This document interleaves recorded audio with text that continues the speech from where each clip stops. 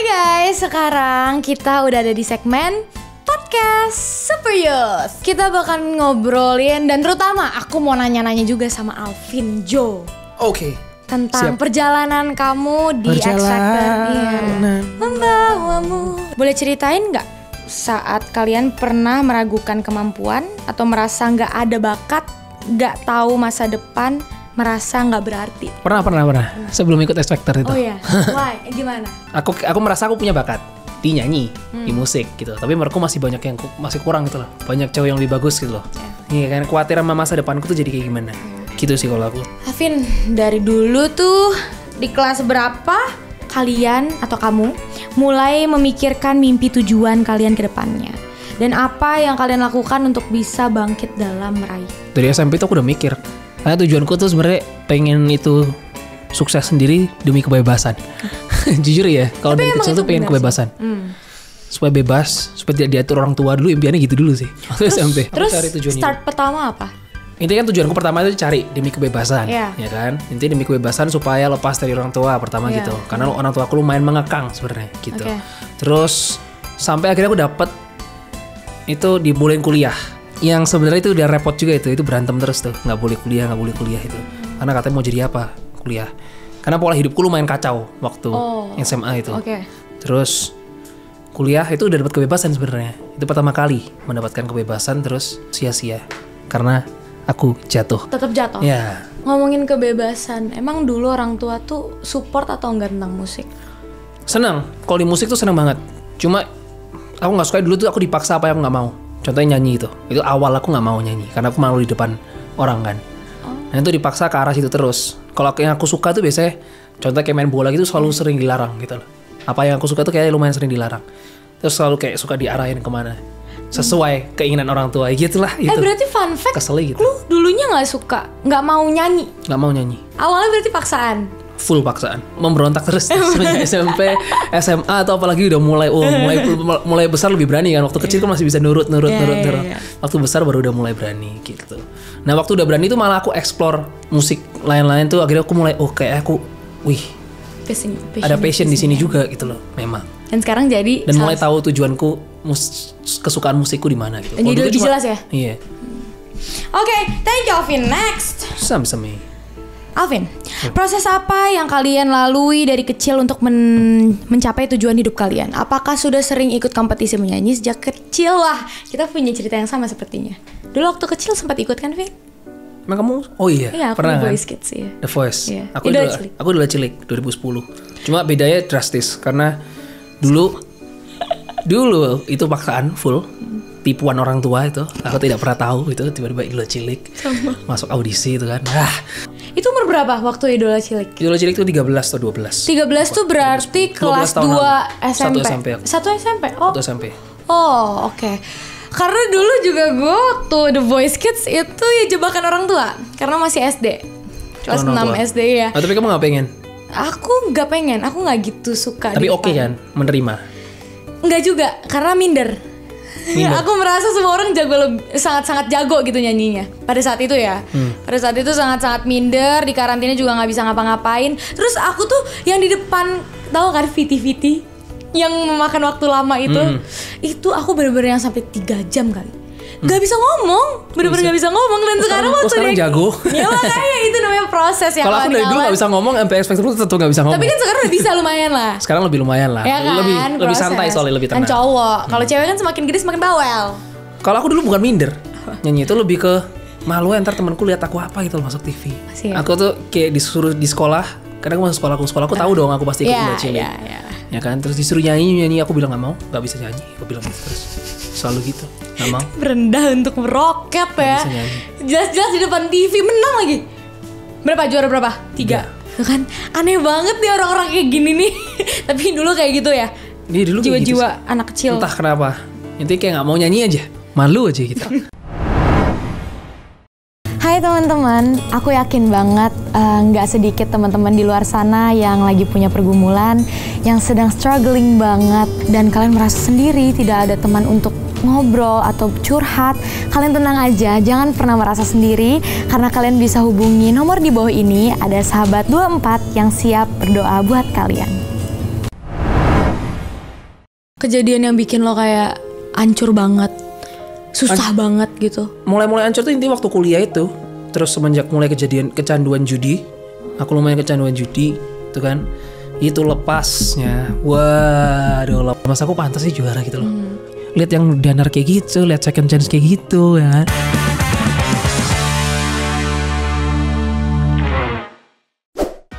Alright. Yang jadi lowest point lo di hidup lo apa? Lowest point itu sebelum X Factor, sebelum kenal Tuhan, itu lowest point. Itu ngaco lowest ya? Lowest pointku. Apa yang lo rasain? Apa sih kejadian yang bikin lo kayak, gue kayaknya hilang arah nih, gue kayak nggak tahu gue siapa? Kayak nggak punya siapa-siapa aja. Hidup mungkin kamu nggak punya siapa-siapa. Nyatanya tapi punya.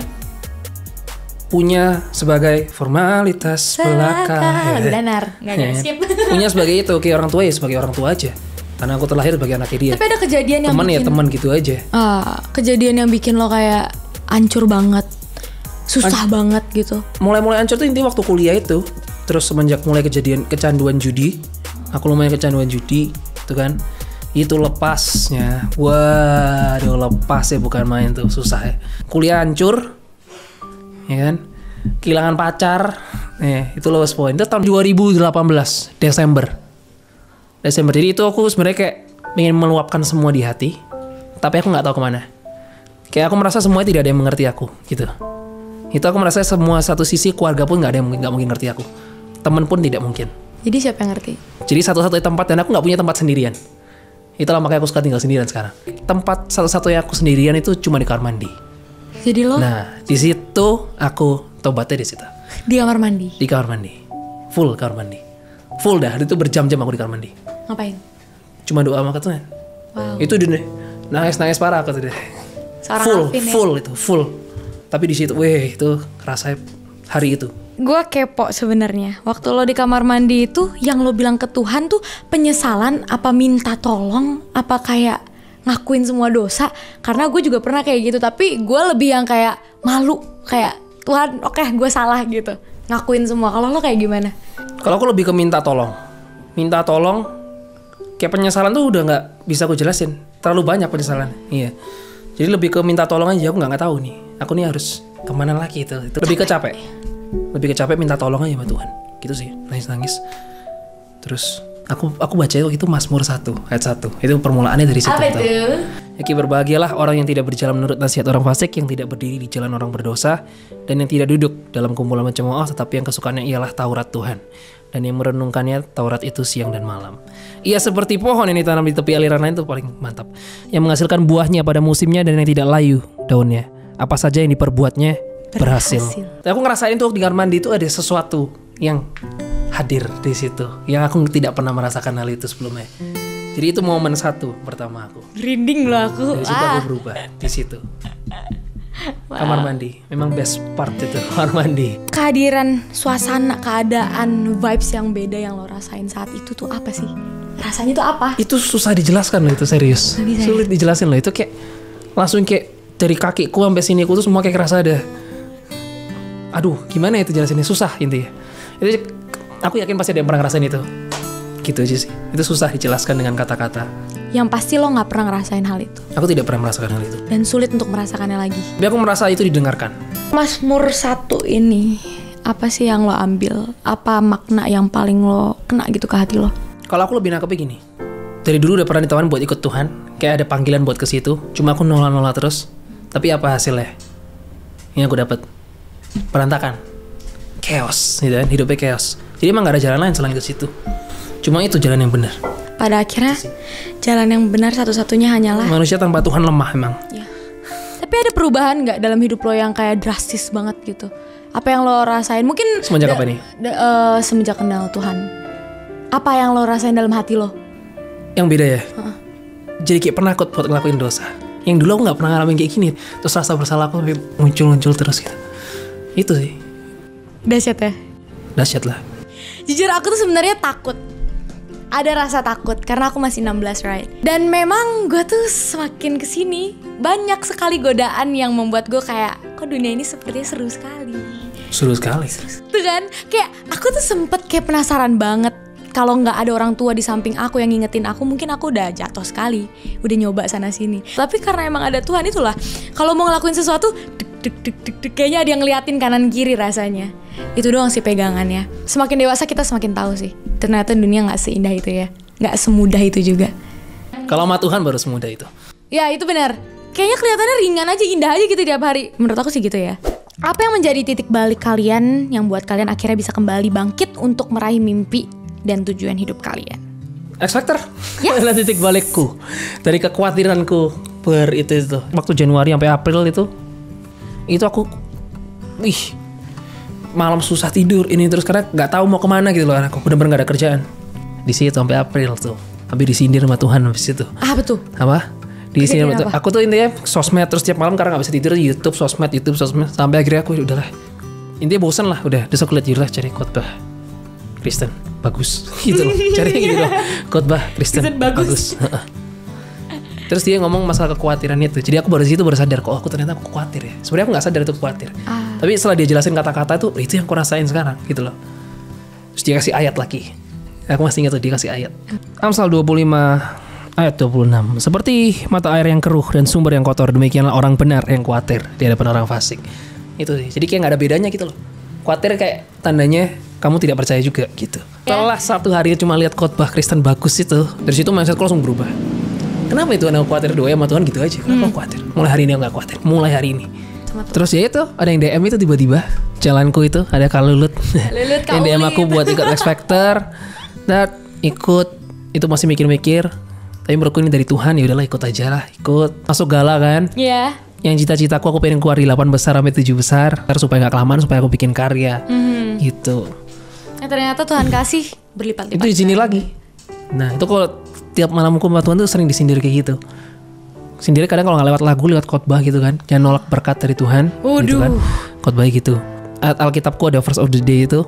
Sebab rencanaku bukanlah rencanamu. Katanya gitu. Rencanaku tuh lebih gede daripada rencanamu itu. Wow. Dari situ terserah kamu. Aku juara 1 berarti aku pantas. Dari situ aku udah semua serahin semua. Terserah kamu deh. The winner of X Factor. Next, pesan yang ingin kalian berikan untuk remaja yang masih bingung atau masih dalam proses mencapai tujuan hidup mereka. Tipsnya sih cuma satu ya, harus mengandalkan Tuhan itu. Mengandalkan Tuhan kayaknya basic banget, tapi itu bener. Itu bener banget. Hal-hal sepele kayak gitu malah justru yang kadang nyelamatin kita. Benar? Bener, setuju. Ini tuh sisi lain dari Alvin ya. Yang kita tahu Alvin tuh cuek ya, hidupnya gitu-gitu aja, bosenin, gak ada lika-likunya. Ternyata dibalik itu guys, sebenarnya malah berliku-liku hidupnya. Banget ya. Wow, ini sebenarnya sangat-sangat membuka sisi lain dari seorang Alvin. Hai teman-teman, aku yakin banget gak sedikit teman-teman di luar sana yang lagi punya pergumulan, yang sedang struggling banget, dan kalian merasa sendiri, tidak ada teman untuk ngobrol atau curhat. Kalian tenang aja, jangan pernah merasa sendiri, karena kalian bisa hubungi nomor di bawah ini, ada sahabat 24 yang siap berdoa buat kalian. Hai guys, aku sama Alvin mau bawain satu lagu, semoga lagu ini bisa nguatin kalian. Kemenangan terjadi di sini. Ku yakin kau hadir di sini. Ku rasakan sayang tak terbatas. Ku yakin kau nyata di sini.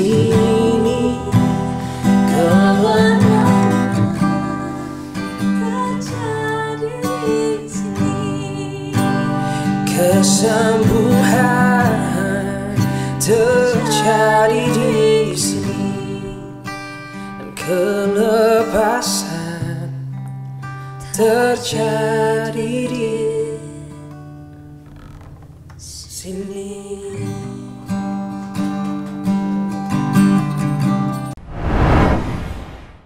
Oke, buat kalian anak-anak muda yang mungkin lagi ngerasa down, ngerasa bingung sama jalan hidupmu, terus kayak gak ada yang mengerti kamu gitu, kamu bisa hubungi sahabat 24 yang mau berdoa buat kamu.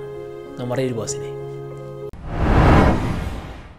Aku mau bagiin satu ayat yang berarti buat aku dan mungkin bisa nguatin kalian juga di sini. Amsal 25 ayat 26. Seperti mata air yang keruh dan sumber yang kotor, demikianlah orang benar yang khawatir di hadapan orang fasik. Ini berarti banget karena waktu itu aku sempat ngalamin namanya khawatir, bingung sama jalan hidupku, selalu ngandalin diri sendiri, ngandalin orang lain sebelahnya itu, jadi khawatir terus isi otaknya. Kekhawatiran terbesarku tuh adalah pertama dari dulu udah SMA udah gagal, ya kan? Terus kuliah juga gagal. Terus aku merasa kayak no skill gitu loh, kurang ada skill di situ. Jadi aku takut buat masa depanku. Aku ngerasa kayak aku nggak bisa apa-apa. Itu aku bisa nemuin ayat ini tuh waktu karena aku ngerasa kayak aku tiap malam susah tidur. Udah mencoba tidur terus dari jam 10 malam gitu, tetap nggak bisa tidur sampai jam 2, otaknya muter terus. Terus akhirnya memutusin buat cari khotbah Kristen bagus itu, dan ketemu itu. Aku ini udah nerima Tuhan, udah percaya Tuhan gitu. Tapi kok masih khawatir? Kenapa? Jadi iya loh, aku ini udah percaya loh. Kenapa aku masih takut lagi sama ke depanku ya?